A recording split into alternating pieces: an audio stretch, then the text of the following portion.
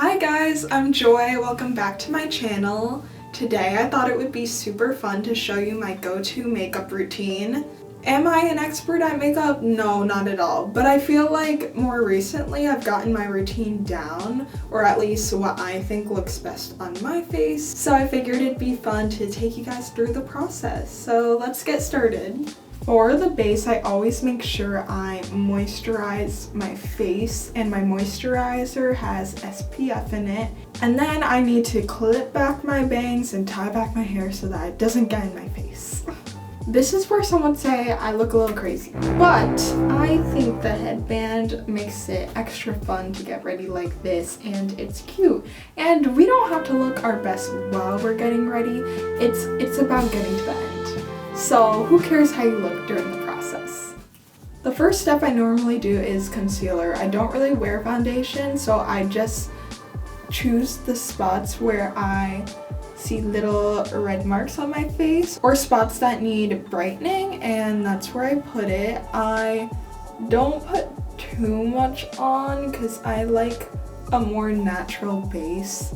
But also I didn't grow up wearing a ton of makeup, so maybe that's part of why I am afraid to cake too much on, because I'm just not used to seeing myself like that.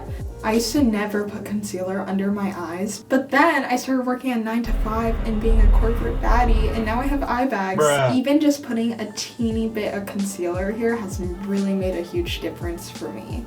Then I start to blend, and I just use my fingers. Use whatever you want. Some people prefer brushes, some people prefer a beauty blender, but I feel like my fingers are just the easiest for me. It usually blends pretty naturally with my fingers, and you don't really have to clean all these products afterwards, so it's just more convenient. The good thing about having bangs is it does cover up your whole forehead, so I usually don't put too much effort into making sure it's perfectly blended or all my spots are covered on my forehead, because my bangs are gonna cover it anyways. But if I'm feeling like putting in that effort, I'll conceal my little spots up here. But also, be warned, the bad things about bangs is they get greasy faster, and I do notice I've been breaking out a little bit extra on my forehead than I did before I got bangs, but I think it's worth it to get the bangs and to look fierce. Yes! Similar to not really having to care about my forehead because of my bangs, I really haven't had to put much effort into my eyebrows either, because typically when my bangs are longer, they mostly cover my eyebrows, but today we're gonna do our brows for fun. So I normally like to use a clear gel or a brown gel just because I like how it feels, and you can kind of shape your brows how you want. More recently, I've been trying this new brow product, which is like a gel on one side, but it's kind of like painting your eyebrows. I don't know, I'm still really learning the best way to use it, so I really just like fill in the spots where it's more sparse, but I don't add too much because this is like super pigmented. Oh, see, that was a lot, but it's okay because on the other side of this thing is a brush, and I basically just use this brush to blend it out and spread it out on the rest of the brow hair. You basically just keep going till you like it. It's a cool brow product. I like the idea of it, but I think I prefer just a normal gel because it sticks it in place a little bit more on my head. But yeah, once again, not too picky with my eyebrows just because they're gonna be covered by my hair. Okay, so now the next step is contouring, blush, and highlighter. Yay! I'm going to use this contouring stick that my friend actually gave to me. It looks kind of scary, so don't look too closely at it. But I just kind of put it around the hollow area of my cheeks. Everyone has their preferences for where they want to put contour. Some people kind of draw it in this curved motion here. Some people do it in the other curved motion. I don't know, I just kind of go in a line and I blend it out with my fingers. It took me a long time to learn, but everyone's face shape is different, so there's nothing wrong with kind of just experimenting with different makeup looks and seeing what looks best on your face. I feel like I'm always kind of learning every day. Oh, maybe I should do it this way, maybe I should do it this way. I don't think I'll ever be satisfied with one way to do my makeup. I think I'm always going to want to try a new look because my go-to makeup from 2 years ago or even a year ago looked pretty different than how it looks now. So for me, the order I prefer is always contour, blush, highlighter, just so that I can go one above the layer I made each time.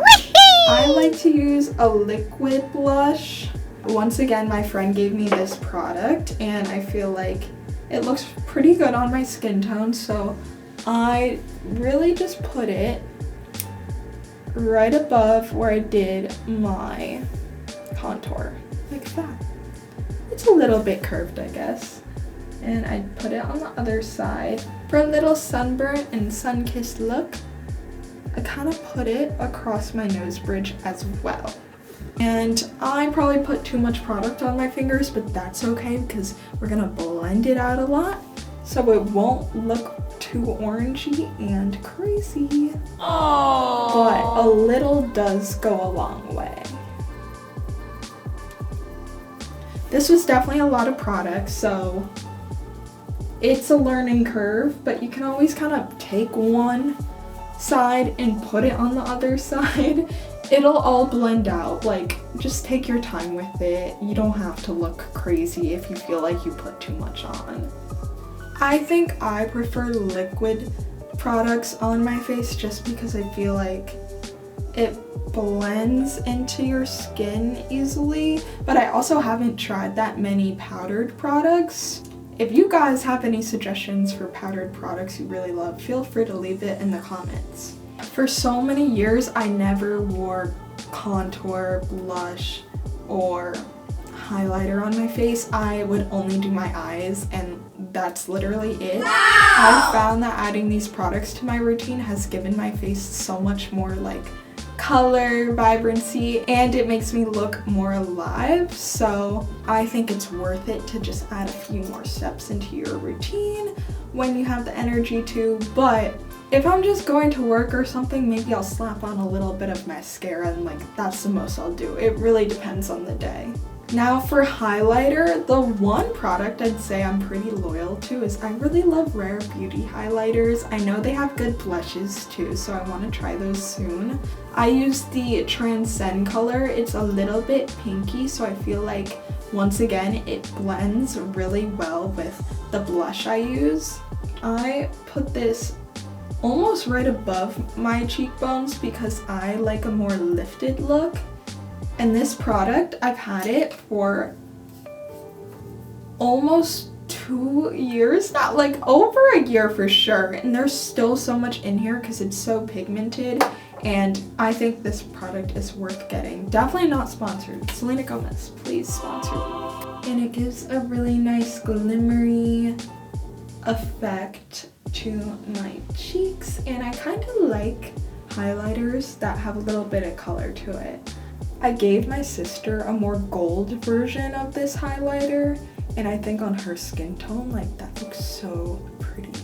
So as we can see, this cheek is a little bit more bright than this cheek, but honestly, that's totally okay with me. I feel like my makeup doesn't have to be perfectly symmetrical because that's just impossible.